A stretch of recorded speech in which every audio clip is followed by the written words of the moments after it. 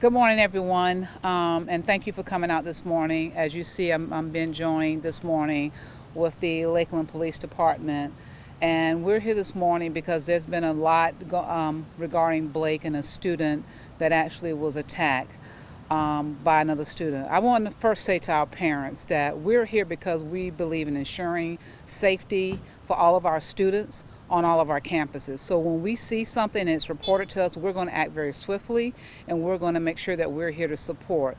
To the parents of the child, we want to apologize to you. Those are things that should never ever happen on our campuses. Never. Our children come to school to learn. We're here as a joint force to make sure that we ensure that safety is first and foremost so they can learn. So we apologize for what happened. But what I can tell you is that we have been looking into the situation. I'll allow the chief to talk a little bit more this morning. But we've been looking into the situation of what occurred here on this campus.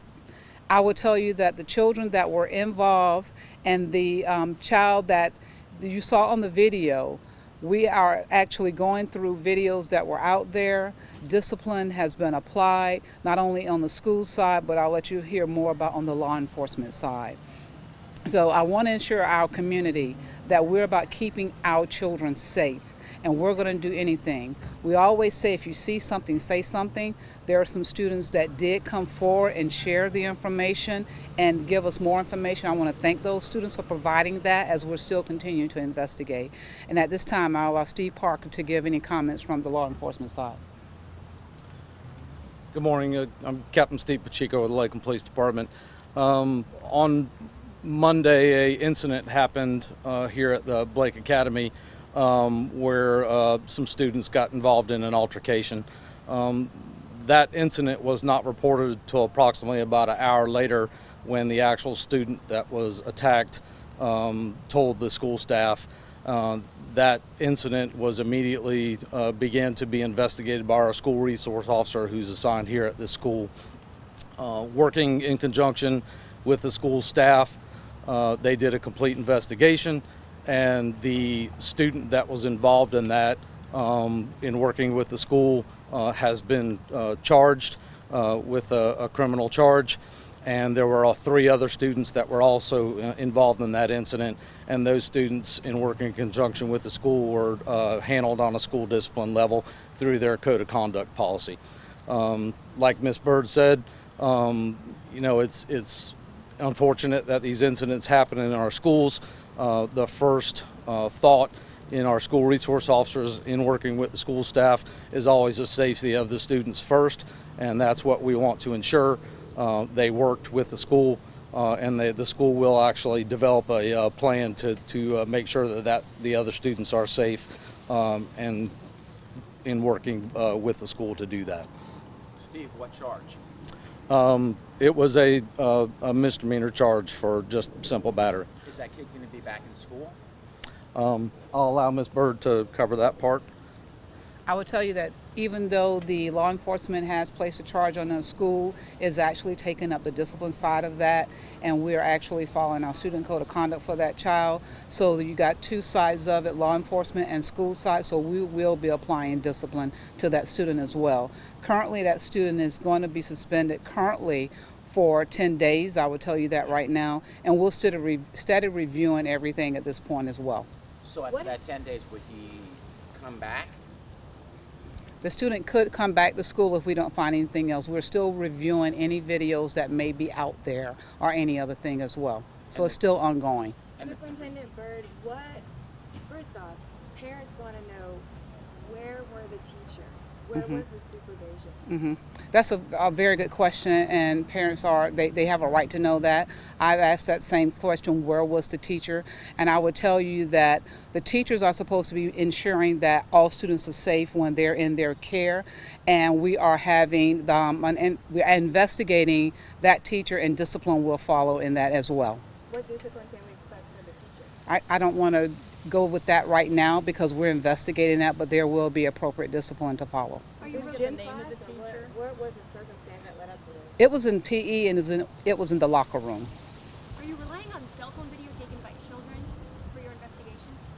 No, we're not relying on just cell phones taken by them. As you can see, it's a joint investigation that's going on, so it's more than just cell phones that's in there for that investigation as well. But students, when they're in there, you can't just use cell phones in there, so we talk to other students and other things during an entire investigation on that. So it is ongoing. Was there security video? Pardon me? You said you're reviewing video. So was there security video? Not in the locker room. There's not one in the locker room with students. Is the teacher supposed to be in a locker room because you only have so many teachers and lots more spaces? So would a teacher have been assigned to that locker room? There's office space. They have like office space in there that they can actually see in and go out. There is office space in those rooms. So should the teacher have been there in that office space? Pardon me? Should the teacher have been in that office space to oversee the kids? Well, the teacher was in the area, but not where there were the kids, and so that's what we're investigating even more, to see actually where the teacher was in proximity to those students. Okay. Typically in the locker room when they get changed for gym class, does the teacher supervise that activity or Well, they're in the proximity. Again, there is an office space in there, so they're in that proximity at that time because they do have to do roll call and take the roll, so they're in the proximity. Of course, the cell phone video only shows the actual attack. Are there any details as to what led up to this? Did the kid that was getting attacked, did he do anything, say anything, or what provoked this?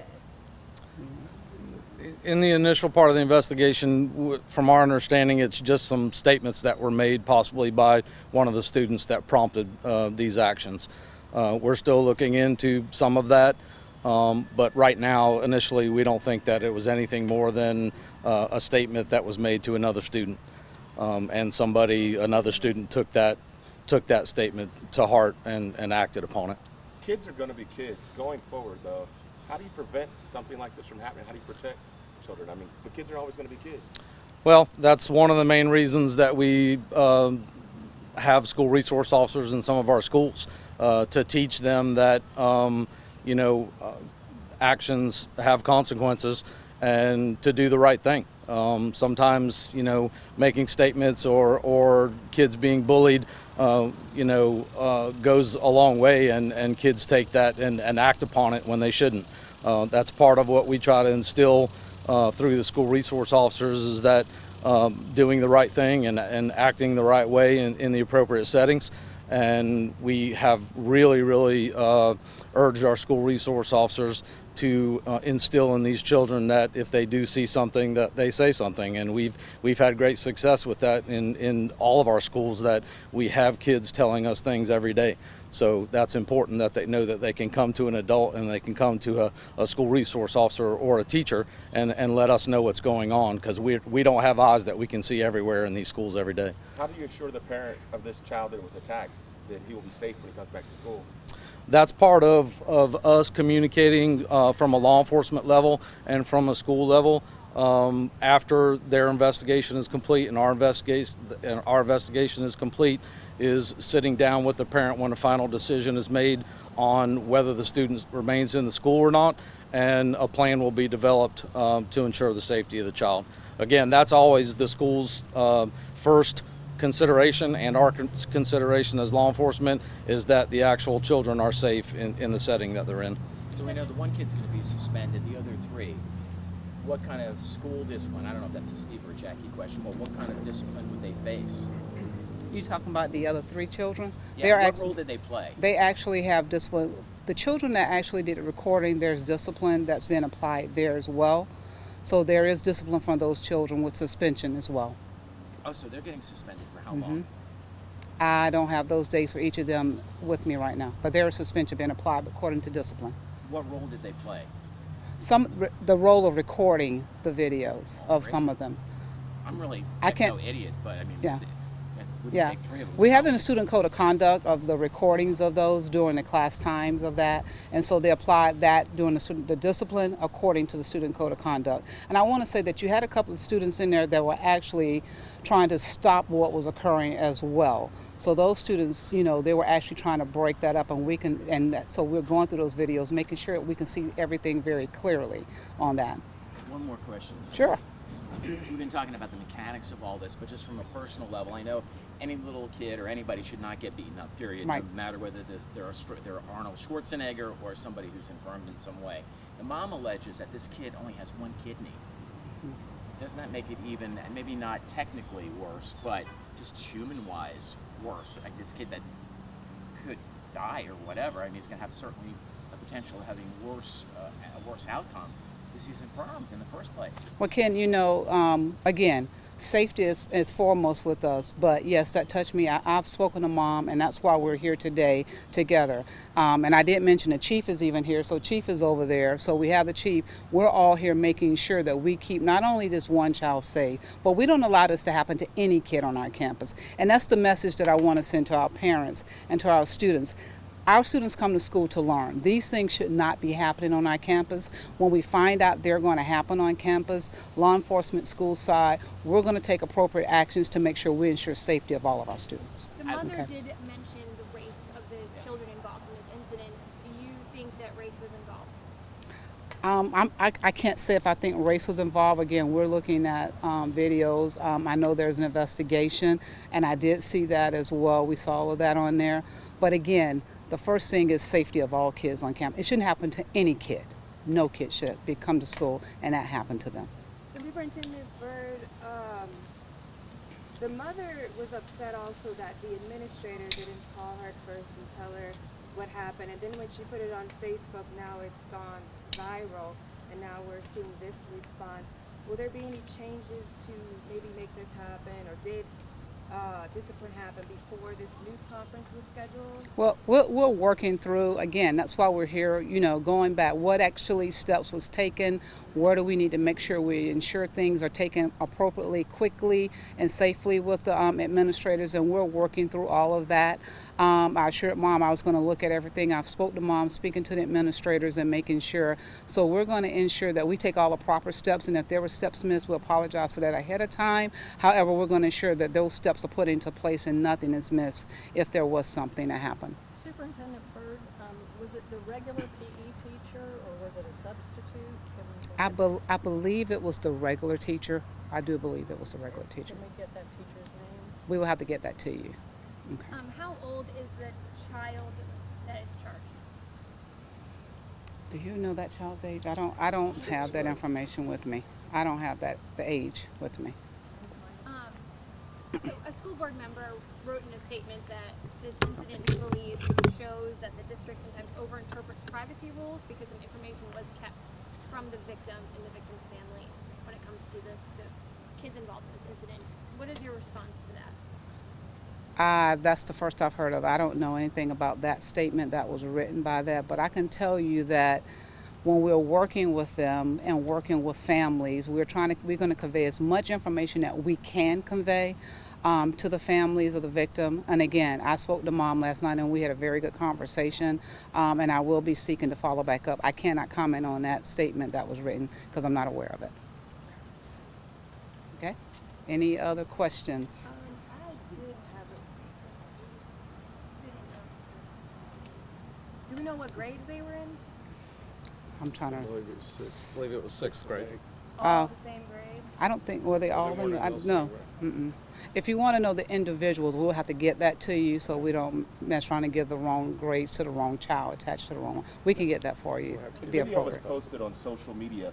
What do you think the impact of that is, not just on the children here, but on the community in general? You know, that's a good question because you hear about the bullying and the different things and posting stuff like that. Again, this is what I need to say to our children and our community. We come to school to learn. These things should never be occurring in school. For our children, these things will not occur, and if they do occur, we're going to make sure that we apply the student code of conduct. Any discipline, any law enforcement discipline will be applied because schools are places where children come to learn. What kind of impact do you think that this going forward is going to have upon not just the children here, but the community in general? Well, again, that's why my message is about what schools is about. Here in our community, I want children to know that we're listening, we're watching. If something is said, we're going to respond accordingly, and then there will be appropriate discipline and or could be charges if it's law enforcement and criminal applied to you. That's why we need to keep the focus on what schools are about. It's about coming here to learn. So for the impact, I want the impact for our educational system to be learning in schools, not bullying any kid. We're not going to tolerate the bullying. Can you talk about or sympathize with parents who are frustrated about the fact that you can't tell them a whole lot as far as the disciplinary process? Can you be more specific about that? I know every time there's a situation like this in school, Yeah. parents are really frustrated because they don't get answers about, well, what happened to the other kids. Yeah, there are some privacy rights about, you know, what happens to children because they do have certain privacy rights. However, you know, we try to give as much information to them that we can give to them, but we have to make sure that we protect that other information as well. I can tell you that if there is ever a concern from a parent, and as we're talking to administrators, we can sit down with that parent one-on-one and try to share as much as we can on a one-on-one with them and help them along with the process that way. Okay. Any other questions? All right, guys. Thank you. Thanks for coming out. Okay. All right. The chief is behind me.